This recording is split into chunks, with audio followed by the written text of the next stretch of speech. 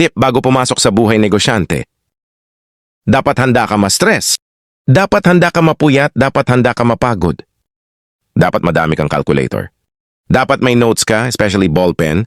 Dapat may 3 kang bank account. Wag na wag mong ihahalo ang personal na gastos mo sa pera ng business mo.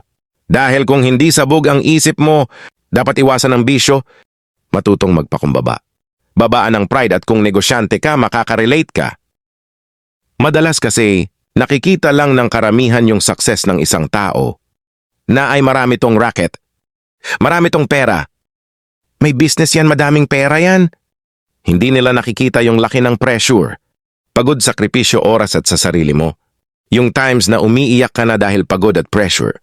Kung hanggang madaling araw nagko-compute ka, hanggang gabi nagga-grind ka para sa pangarap mo. Yung bawat negosyante, pagkakasyahin ang maliit na kapital na hawak niya, kung paano papaikutin, hindi nila nakikita lahat ng birthday na nangyari sa sarili mo at sa negosyo mo. Ang nakikita lang nila, yung na-establish mo na business na okay na kapag hindi mo sila napagbigyan, akala nila madamot ka na, nabang mataas ka na.